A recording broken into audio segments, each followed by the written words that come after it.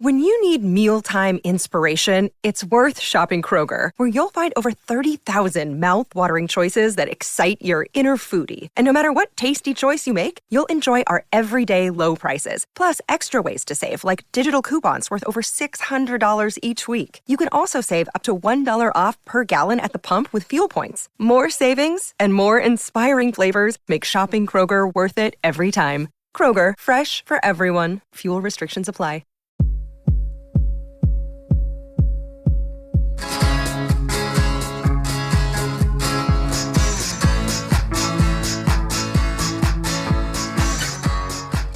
Okay, we're back.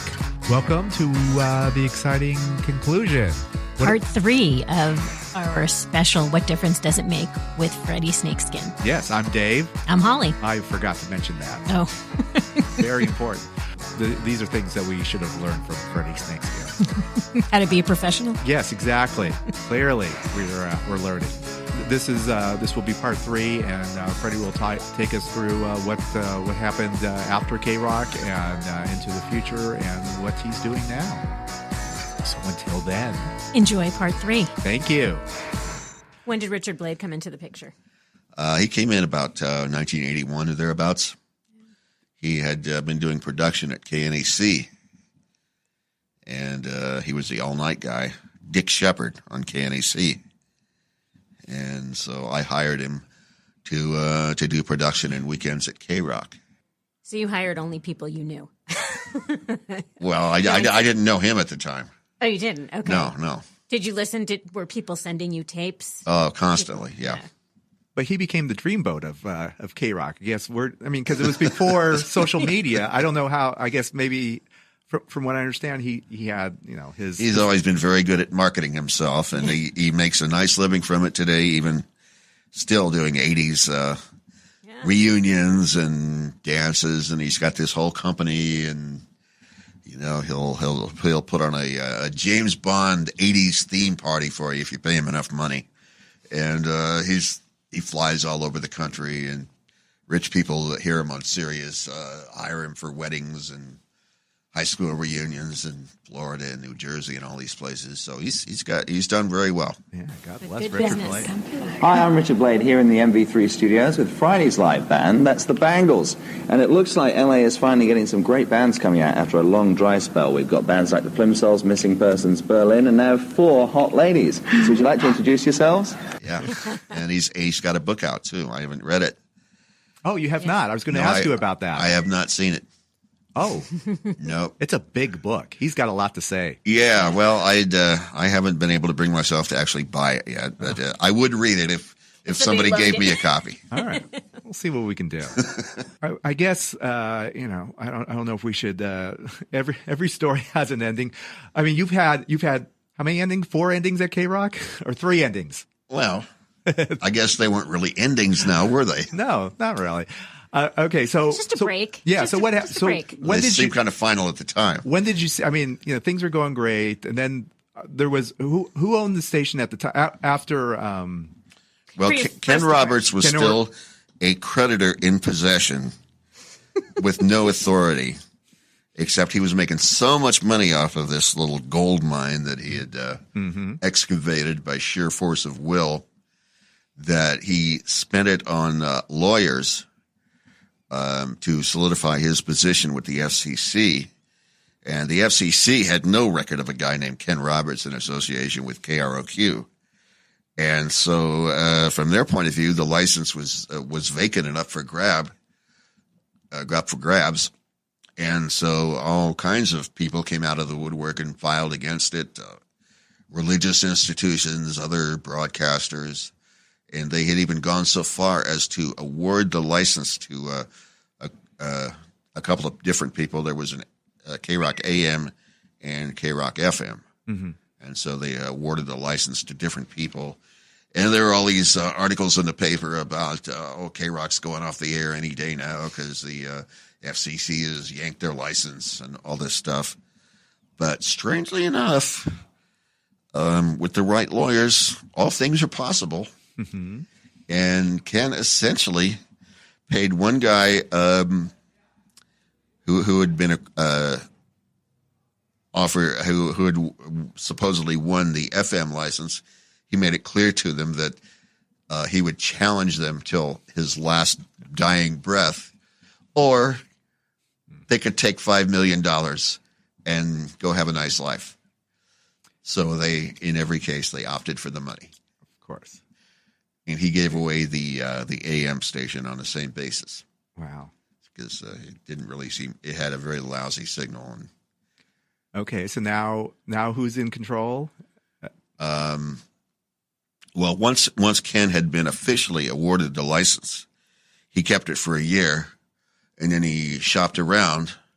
He determined what had been the highest price ever paid for an FM station license at that time, and he said, well, I want $1 million more. Mm-hmm. And so he found somebody to pay him that, which was Infinity. And this is big. So that's when everything really changed. That's when it hit the fan. Yeah, well, so to speak. Nothing lasts forever. What are you going to do? All right. So how long? So what year was this? This was about 86 or 87, I think. And how long after was your first departure? That would be in 1990.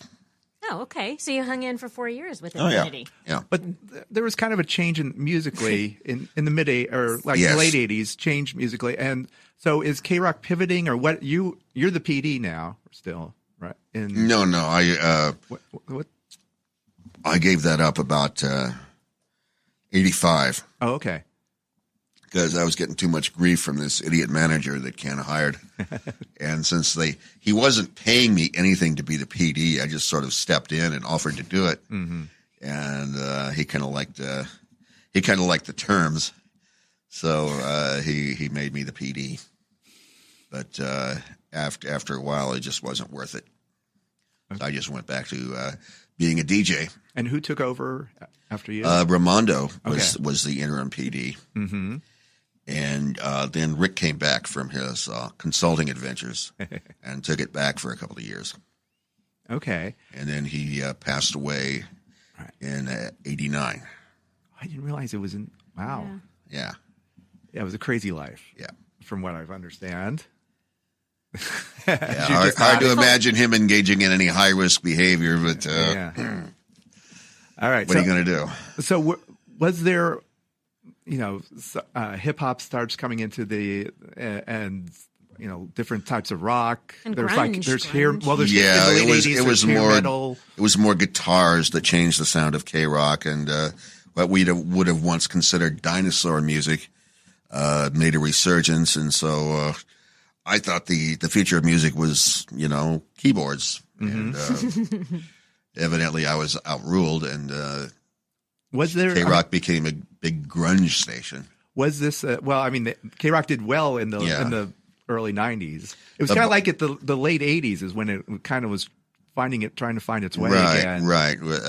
There just wasn't as exciting a variety of KROQ music being released as there had been in the early days. It became too much of a formula. People were trying to create a formula that would suit KROQ, and so it wasn't as spontaneous and fun as it had been. So there was discussion. I mean, I guess Infinity was there, so they had their own ideas. They didn't care about the music. They would have put on 24 hours of people throwing crockery against the wall if that had been what would make them number one. I'm sure you would have been in favor of that. Some people would have. But by that time, I'd gotten reunited with Ken Roberts, and I went into to KROQ one day, and the new program director that they'd hired called me in and said, "Well, Freddie, what you did may have worked once, but I feel the station is no longer meeting your needs." I said, "Oh, really?" And then all of a sudden, I got that distinct impression too. Oh. And so they let me go. So I hooked up with Ken Roberts again, and we kind of talked him into getting back into the radio business. And there were two little stations for sale that just happened to be on the same frequency. One in Santa Monica and the other one in Newport Beach. And they were both programming this really lame, easy listening various easy listening formats, but they were different staffs, different, they had like one common half owner, but then they had different owners. Never knew what you were going to listen to. They were sort of like jamming each other on the air. So you go south on the 405. Once you got past Redondo Beach, 103.1 was unlistenable because you get a like snippet of K-Surf and then you get a snippet of K-Ocean. Mm-hmm. And so we were the first station in the country to employ this synchronized simulcast technology where we were just simulcasting on both stations, the same format. And that was Mars. Mm-hmm. And so, well, tell me a little bit about Mars, because it was you and Swedish Eagle, right? Yeah. Also from KROQ. Yep. Yeah. He was my hire. He was my. Where'd you find him? I mean, where does he come from? Sweden. Okay. Yeah. He still has that Swedish accent. He hasn't lost that yet. Okay, which is pretty funny because now it sounds like a combination of Swedish and Southern. It's a kind of a funky accent now. Attention, reggae lovers. For your guaranteed dose of positive vibration and irie vibes, tune in every Sunday morning from 10 a.m. until noon for Planet Reggae with me, Swedish Eagle, as your host, and my co-hosts, Cece Smith and Roger Stephens from the Beat Magazine and Groove Radio's own Special Ed. So for the best in dancehall, roots and culture, and African beats, it's Planet Reggae, Sundays from 10 until noon, here on Groove Radio. Well, we wanted to do something a little very different on Mars, somewhat akin to what KROQ had been in the early days. We wanted to go out and find new music that wasn't being played on the radio. And, it was a lot more fun to be music hunters than to be the music hunted. And everybody was after KROQ to play this and that, and you couldn't get away from it. But the music that we pioneered on Mars was very different, and Eagle deserves a lot of credit for that. Talk a little bit about what was this music? He was tuned into the rave culture in a way that I never was, and he was a club DJ before he got into radio. Rave music will never catch on. Yeah. No one will listen to that. Not this. And so we got the idea, well, we'll play some of that stuff on our station, I guess. But, gee, a lot of this stuff that's not even a song, really. It's more like a groove. And you say, well, that's okay. People are going to like it. So, well, I'll take your word for it. And sure enough, they did. And those techno songs became our biggest hits and really put Mars on the map. Yeah, it was like nothing I'd ever heard on the radio. Yeah, to this day. And that really upset a lot of ravers, though, a lot of underground ravers. Oh, you guys are spoiling the scene, because that was back in the days when they'd break into warehouses, right? And spontaneously do raves, and then other ones were trying to monetize that and make it a business, and so they do these big commercial raves and advertise them on Mars, and we get all these angry calls. You guys are ruining the scene, man. Stop. Go up the air. And lo and behold, now it's such a moneymaker. These festivals, these electronic. Well, it wasn't instantly successful, and it really was foreign to a lot of the salespeople. Oh, I would imagine. Who couldn't figure out why anybody in their right mind would be listening to this crap, let alone how they can go out and sell it to advertisers. Well, it was the same at KROQ. I mean, who were your advertisers in the early 80s? It was really, who were your salespeople? I mean, yeah, a lot of trade outs. I imagine Herb Tarlick, really. Yeah, we had a few people like that. Yeah, I mean, it was, and that was kind of the charm. It was like you would hear these, you wouldn't hear, your typical, big budget advertiser. You wouldn't hear Tide being advertised. It was, some baby, things going on at Florentine Gardens. It was a lot of clubs. All the clubs. Yeah, it's going to be great, as someone said all the time. Yeah, I seem to remember something like that. Yes, exactly. It's still in my head. It's craziness. KROQ had the numbers back then. That's how the salespeople were able to sell it out. Mars never quite achieved that mainly because of signal problems. still. Never got into the valley. That was a big gap. Yeah. Hey, if you're enjoying the What Difference Does It Make podcast, which you've been doing for the past 15 to 20 minutes, stay tuned. We'll be right back.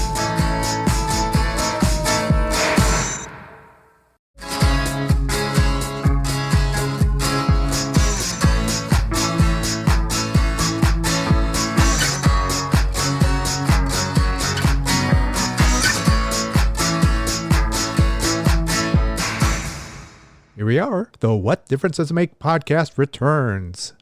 And then, so what happened with was it bought out by another owner? Bought it out, or what? Ken hired a succession of managers who couldn't figure out what to do with our format, and eventually, he hired this one woman from Coast who decided that she would have better luck selling it if it was a smooth jazz format. Mm-hmm. And so that was the death knell of Mars FM.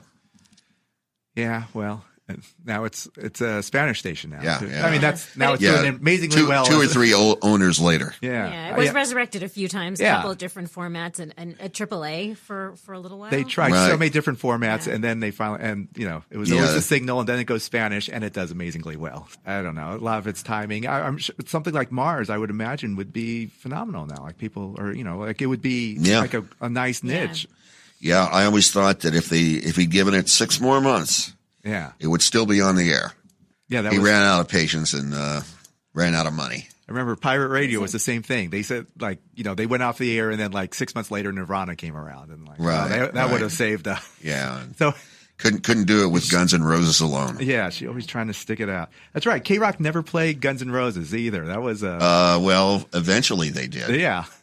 That was right around the time I was leaving. Yeah. And, they added Metallica and a bunch of stuff like that, which would have been unthinkable at a certain point when we were running it. Yeah. But it worked for him. What was if you were still running that, what would you have done in the 80s? I mean, it was kind of like remixes were getting big. I think that was starting to get played. They weren't as big as I would have imagined they would be. But if we'd had a full market signal, who knows?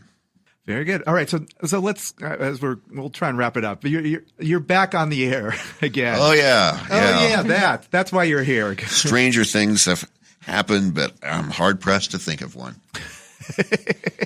So you went to Mars, and you went to and I went to Las Vegas for a little while, and I went back to my hometown of Phoenix for a few years, and then I got hired by Sirius. Mm-hmm.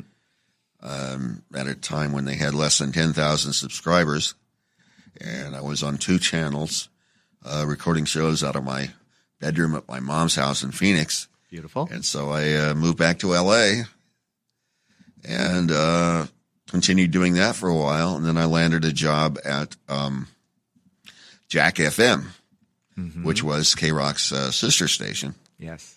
The same people that I had worked for 20 years before. You look familiar. Yeah. Back to the group. Well, it's good when they like you. I will say that. Bringing the band back together again. Yeah. So I did that for maybe 9 or 10 years. I was mainly doing scheduling music and programming music for Jack FM, and in my spare time, they allowed me to play with the KROQ HD2, mm-hmm. since at that they were just running it as a jukebox, basically just hit shuffle and they're off.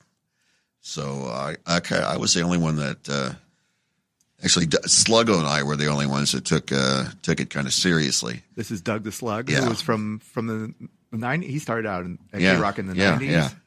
Brilliant job. And so we did air shifts on the HD until they came to me one day with this little dark blue folder from IT and said, well, we're making some changes. You're one of them. Sorry about that. Nothing personal. Maybe someday you could even come back. And I'm like, yeah, right. And so that was 3 years ago. And then this past August, I was very surprised to get a call from, of all people, Entercom. Mm-hmm. The new owners of KROQ, because when they let me go, they said, well, the CBS wants to get out of radio because they're doing so well with TV and video, they feel that radio is driving down their stock price. And since radio is in a crisis, losing advertisers right and left because people now have so many choices of what to listen to, like podcasts, if you can believe that shit. Oh, unbelievable. Hey, I wouldn't waste my time with that. Yeah. And so CBS just wanted to wash its hands of anything radio. And since they couldn't make up the revenue deficiencies in advertising, they thought, well, the next best thing is reduce the payroll. Let's see, you, and oh yeah, you. Yeah. And we were just numbers on a ledger to them at that time. But Intercom wants to do a serious thing with HD. They have vision that CBS never had for radio, and Intercom is a pure radio company. And so I'm hoping that it actually catches on this time. So they came to you with this proposal for a KROQ reboot. Yeah, I said, what are you're talking about? Like a JOB situation? Well, yes, Freddie. What do you think? And so the compensation could be a little better. Other than that, I'm like delighted to be part of it. What makes you wonder why you wanted to be in radio? And we're on at Icing on the Cake. We're also on full time in Phoenix now. Is that right? On Cool HD2. Oh, okay. In addition to KROQ HD2. So simulcasting, same thing? Yeah. Wonderful. And on radio.com all across the United States. And we can hear you from, when are you on the air? Like 6 a.m. to noon. That's nice. 6-hour shift. Yeah. And noon to 6 hours on Saturday. That's great. And it is doing well. I mean, it's actually, I was looking at the ratings and yeah, we actually showed up. People are tuning in. They're finding HD too. Yeah, we just showed up in Phoenix too for the very first time. I have no idea how. Yeah, people are finding it somehow. Yeah. It's getting good press. It's getting. I mean, CBS be damned. Yeah, it is. Now I've often wondered. You started this off by doing the this flashback 500 of the top 500 songs. Right. Do you just throw? Do you just throw it willy nilly? Like, okay, what's your methodology? I didn't have anything to do with that. That was okay. A culmination of various research that the KROQ had done over the past few years. So this is and it's actually credible research, not like in the old days when we're throwing spaghetti against the wall and see what sticks. And so yeah, that was a pretty accurate list, I would say, as accurate as any of those ever are. Do you have the number one song was "How Soon Is Now" by the Smiths. It's our Stairway to Heaven. I said this. Yes. I said the same thing to Holly. It's like you have to. Do you have a top 10, or are there songs that you feel represent KROQ, or they represent your era of KROQ, or just like maybe? Well, I think the this Flashback 500 is a pretty good representation of what's popular. But as far as what I like personally, that would be the Kiss of Death. Well, that's fine. Because I'm Not With You as much as anybody, but it doesn't really excite me anymore as a music fan. Do you have now like a choice? I could play one song an hour of something that's not on this list of. I do actually Lost Classic. I do have that privilege, and I've got my own little obscurity bin that they allow me to dip into, and it kind of has to be in the library already. But when I was running it, I put a lot of things in that library, so they're there. Yeah, they're all there in place, and okay. So I'm able to resurrect a lot of my old Jock's choices as obscurities now, and that seems to be very popular with people, at least judging from the emails I get. What? Oh, so you do hear from people? I do. That's nice. FSnakeskin@KROQ.com. No Twitter yet? I don't think you're on. No, I don't do Twitter. No. I got no time for that shit. Fair enough. Because you're busy answering email. Yeah, that's it. That and petting the cat. All right. Well, anything else? I mean, this has been great. I really want to thank you, Freddie, for showing up and doing this. It's a treat. It's really great. It is a treat for us and hopefully for our dozen listeners. Okay, well, that's Freddy with a Y if you're making out a check over there. Wow, that was pretty cool. I love hearing the story of Freddy's story and the story of KROQ. Yeah, that was great. This went well, I think. Did it go well? I think it went great. Thank you, Freddy. Yeah, thank you so much, Freddy. Thank you to KROQ for allowing Freddy to sit in with us and talk about everything that went down at the station during the 80s. Well, probably not everything.